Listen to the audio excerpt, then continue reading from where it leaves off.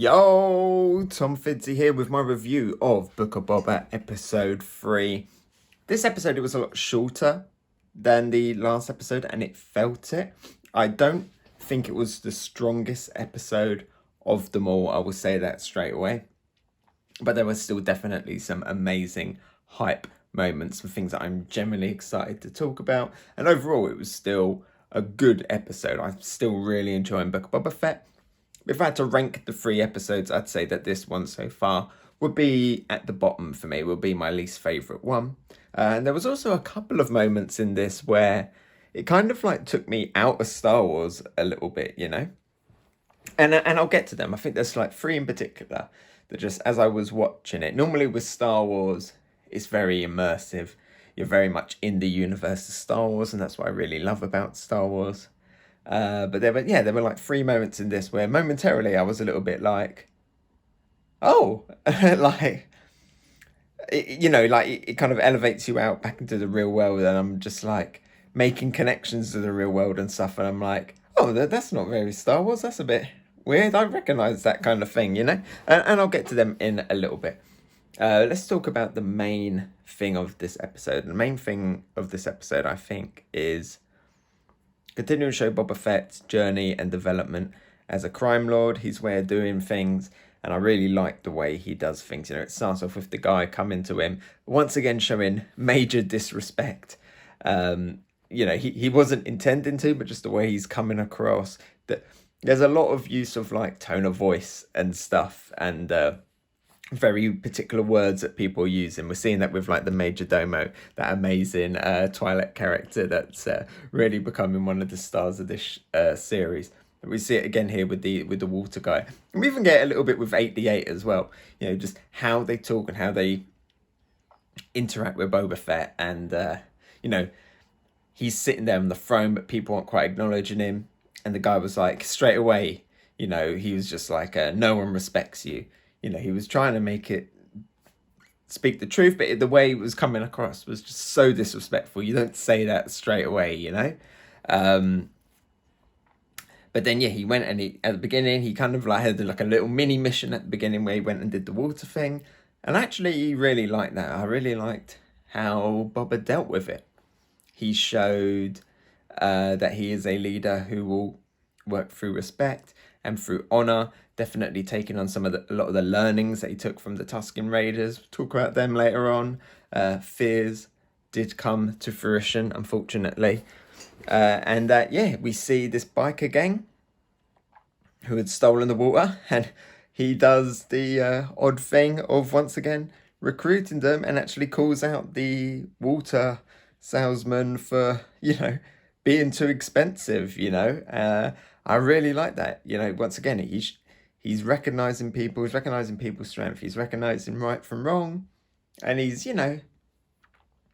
making benefits by throwing curveballs, doing things that aren't the traditional way. And he recognized that the bikers they're fierce and they're bold and they're independent. He was like, I like those qualities in you, much like with the Gamorreans. He's like, so why don't you come and work for me? And I think his way of going about it is definitely going to pay off by the end of the series. We're very much starting to see he's caught building, especially by the end of this episode. I think I said it in one of these early reviews. If not, I'll say it again. At the beginning, it was him, Fennec, and 8D8 standing in an empty Jabba's throne room.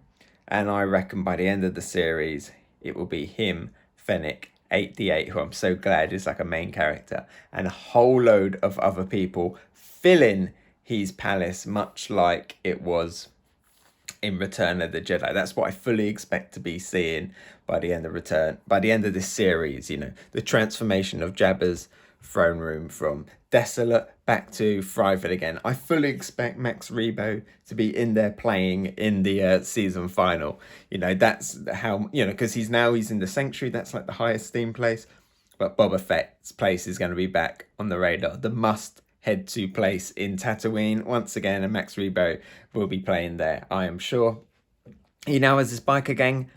Thing that kind of threw me off momentarily, number one, was when we first saw the biker gang, because they were just so bright, so colourful, really shiny motorbikes, a lot of kind of parallels to punk movements and stuff in Earth, and like in the way that the bikes looked as well, a little bit like kind of like like the Fonz and Happy Days and Grease Lightning, that kind of era in them. And yeah, that kind of just threw me off. Maybe because it's just so bright in contrast for like Tatooine. Yeah, they're definitely punk gangs, and there's absolutely biker gangs in Star Wars. Normally, we've always seen them as like swoop gangs, not like kind of reflecting real world trends and stuff. So momentarily, it took me out. I was like, oh, I don't know if I like this. But then as the episode developed and as we went through it, I was like, you know what? I actually do kind of like this gang. What I like about this gang, and when Boba recruited them, is that, yeah, they stand out. They once again show how different Boba is from the past cameos, and he may not be walking through the streets with a litter, but now he's walking through the streets with these bright, shiny motorbikes either side of him, So he is standing out. He is looking different. And the bikes are such a contrast to everything that we've seen on Tatooine, You don't expect to see things looking that clean on Tatooine. That's why it really threw me off. Even their like outfits, they look really like dapper. They were bright. They looked fashionable. They had shiny new droid arms. They looked like people that you would see walking around Coruscant, not the streets of Tatooine. There's no sand on them. They must have exceptional dry cleaning droids working 24/7 to get them that clean and the bikes that clean. And I think, yeah, that's going to make Boba Fett stand out even more as he's parading around. And yeah, it's gonna show him as the boss. And there's something else in this episode that's definitely gonna make him stand out by the end of this series when he's walking through the streets. All those jokes about the litter. Oh, sorry, we didn't hear your litter arriving. You will be hearing it when you hear the revs of the engines and the roar of that of that Rancor that we see later on. So yeah, we'll talk about that in a second. So he recruited the biker gang. And yeah, one thing that I'm surprised they never called out was they were like, he was like, why don't you all get jobs? And they're like, well, there are no jobs. It's like, well, how are you affording all this stuff? How are you affording that shiny bike? How are you affording that really nice looking coat? How are you affording that really cool droid arm? The guy even said, he was like, I spent a lot for this. What money? How did you afford that? But regardless, he's got a cool new batch of sidekicks, and they came through for him in this episode. It was well timed. Black Krrsantan appeared, and we got the fight, the bounty hunter versus bounty hunter fight. Unfortunately, he caught Boba Fett completely off guard. He was in his bacta tank. Sad flashback. If it was any other bounty hunter, could have easily just quickly stabbed Boba Fett with a knife. He would never know, but no, Black Krrsantan wanted to get up and strangle him. Cool fight. Showed just how strong a Wookiee actually is. All of those bikers, Boba Fett, Fennec, 2 Gamorrean guards, which we know are already strong, fierce species, all struggling to beat Black Krrsantan. I love when he grabbed hold of the Rancor pit. People really need to learn when they go to Jabba's palace not to stand on that pit. And they're always standing on it directly, unless there's like loads of holes all the way around. People are always standing on that little pit. Learn where the pit hole is. Never stand between the cage and the throne. Never. Number 1 rule in Jabba's palace. But regardless, that was really cool. Like Black Krrsantan in here, he may have got beaten, but he got beaten in numbers, so it was a respectable loss. And I like that, he got set free at the end to return once again. No hard feelings.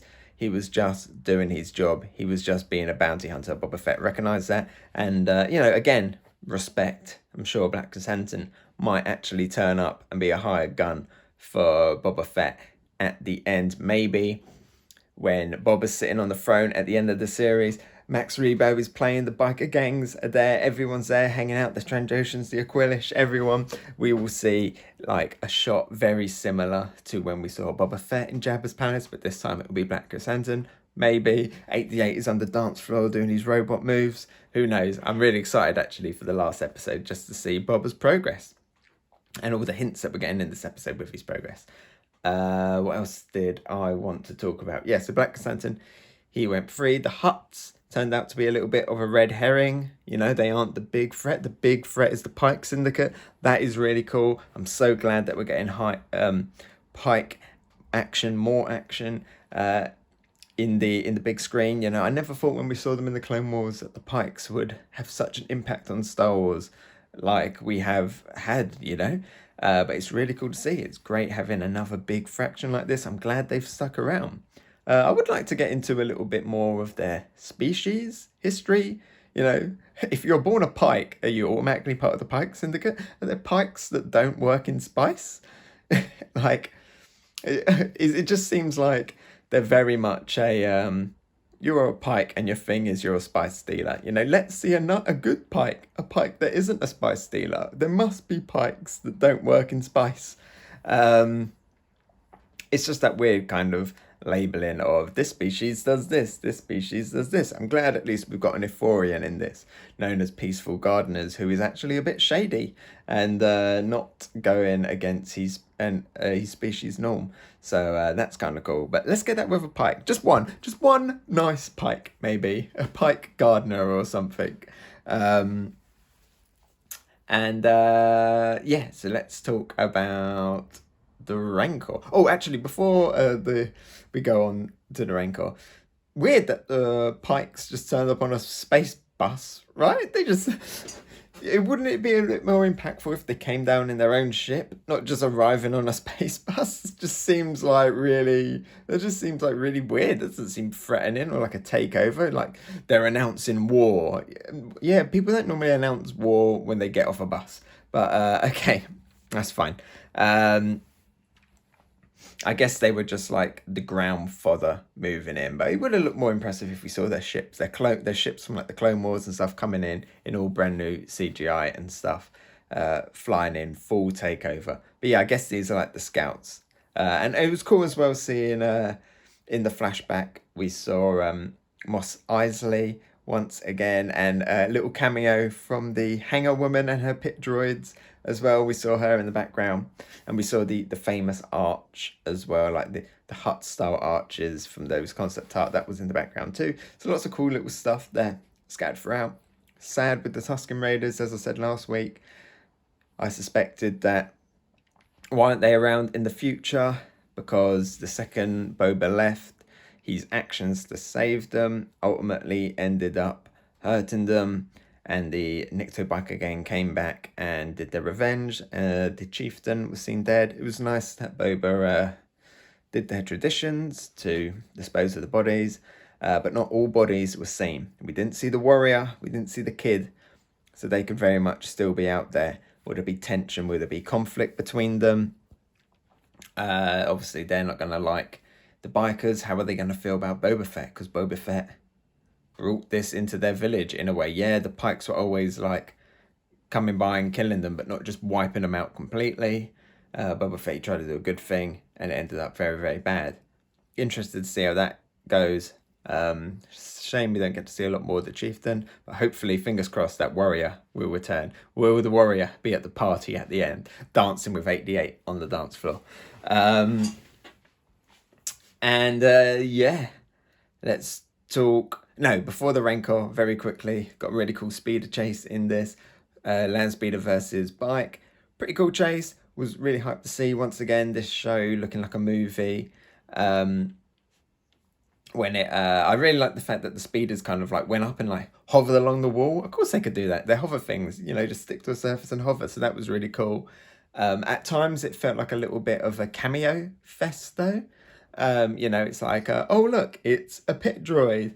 Oh look, it's one of those droids with the big like round spheres for wheels that we saw in Attack of the Clones. You know, oh look, it's some Biff. You know, yeah, it just kind of felt like around every corner there was like another obstacle, and the another obstacle was like another cameo thing. But still, it was a really cool little chase. Great to see the bikers using all of their like little droid parts once again, making them unique, and once again, people just seeing Boba Fett's people in action. Cool seeing him come down in the jetpack afterwards as well.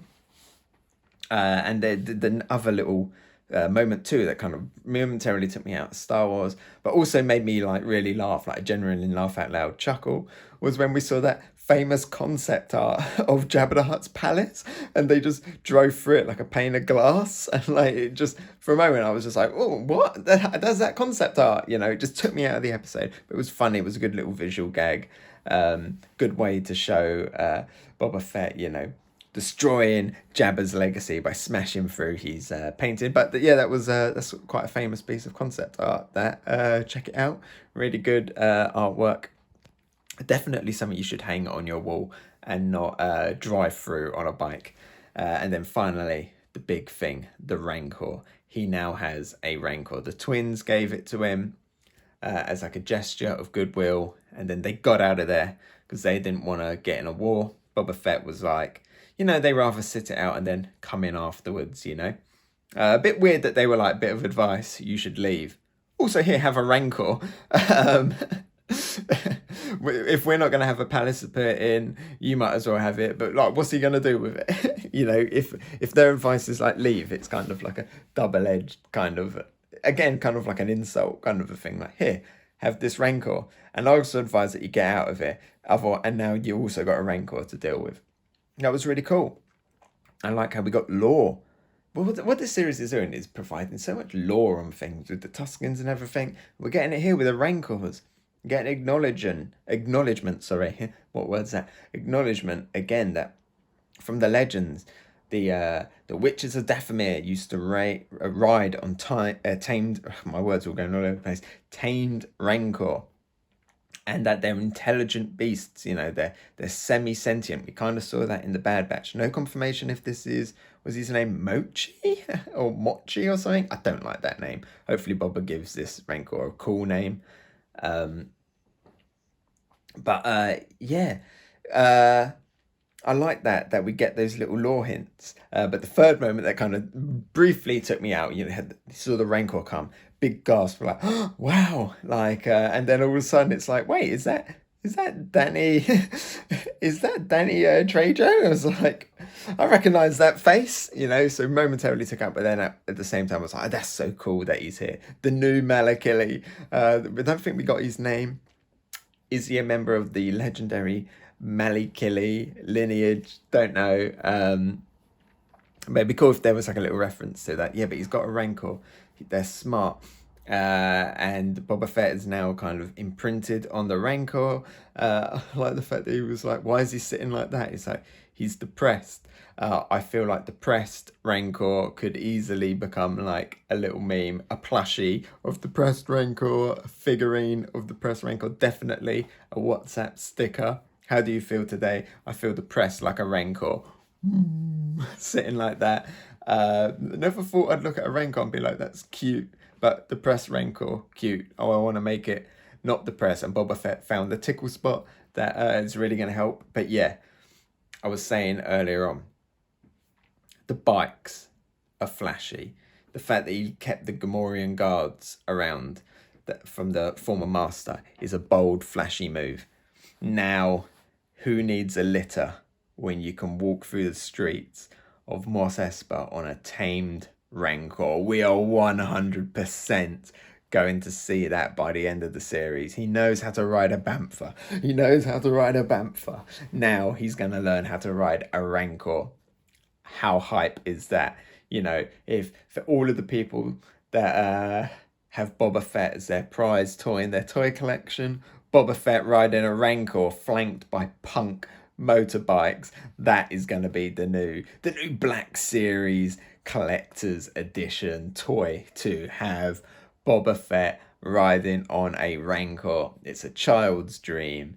It's cool. It's fan fiction made real. And I'm really excited to see that. What else is going to turn up in the next episodes? You know, in the trailer, we saw the conference between all of like the different factions going to war with the Pikes. So yeah, no idea what else we're going to see. Who else is going to turn up? Is he going to get his own sail barge at some point? Don't know.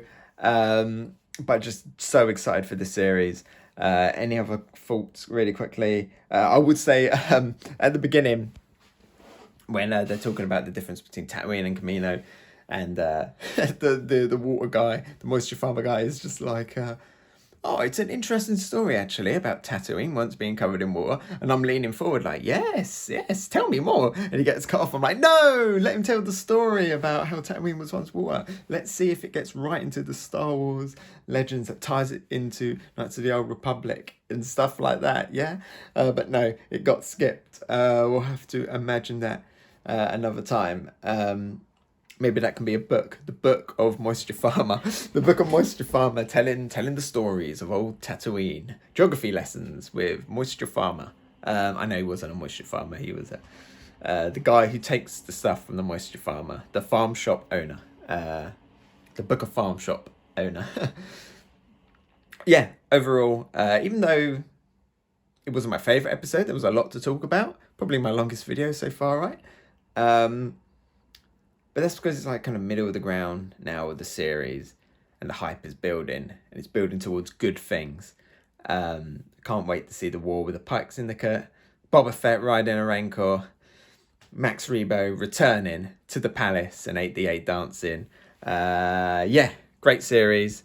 Good episode. Not the best of the three, but overall, the story, fantastic. Going well. Catch you later. Bye-bye.